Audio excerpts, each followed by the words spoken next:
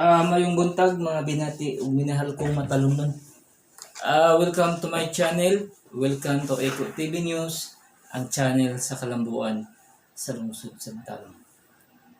Eco Live diri sa Municipality of Matalom. Di kalidad nga serbisyo ang mahatag ko kaninyo Matalomnon. October 27, 2021. Ako magaingon nga ang panaghiusa sa taga Matalom maoy susi sa kalambuan sa atong lungsod. Okay? Ato gayong suportahan ang administrasyon kanunay headed by to our beloved Mayor Eric S. Pahulio ug mga kauban. Ato gayo lang suportahan guys aron magpadayon ang kalambuan sa atong lungsod. Eco Live diri sa Municipality of Matalom. Di kalidad nga serbisyo ang mahatag ko kaninyo Matalomnon. Man itong batang guys kay daghantang himuon guys nga itong dapat humnon niya mukanta guys. Okay. Pero ug makuhon guys lahi na pud itong kuan kay busy man. Okay.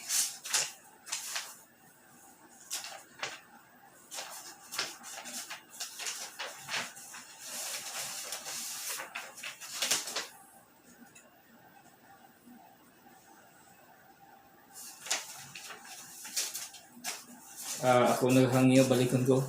Ato gayong suportahan ang administrasyon kanunay headed by our beloved Mayor Eric S. Pahulio ug mga kauban. Sa katong mga negosyante nga ganahan mag-invest o business diri sa lungsod sa Matalom, open kini alang sa tanan. Pwede mo magnegosyo mga grocery, mga utanon, mga bugas, mga isda o mga fast foods yung ganahan mo invest dire. Open kini alang sa tanang mga negosyante nga magbuhat og business diri sa lungsod sa Matalom. Okay? Ako nagaauhag sa tanang mga negosyante nga ganahan mo put up og business diri sa lungsod sa Matalom. Open kini alang sa tanan. Ato lang buhaton ninyo guys, adto lang tas mayor's office niya mo inquire ta ngadto og unsay atong mga requirements nga angay pagahimuon aron makaput up tag mga negosyo diri sa lungsod sa Matalom. Once again, ato gayong suportahan ang administrasyon kanunay headed by to our beloved Mayor Eric S. Pahulio ug mga kauban.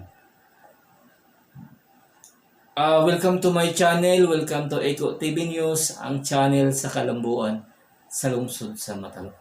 Eco Live diri sa Municipality of Matalom.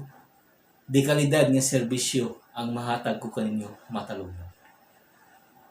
October 27, 2021. Eco PP at your service Matalom. Ako magaingon ang panaghugpong sa taga Matalom maoy susi sa kalambuan sa atong lungsod. Once again, thank you o manghinaot ko nga magtinabangay kita, magkahiusa o maka-teamwork alang sa kalambuan sa atong lungsod.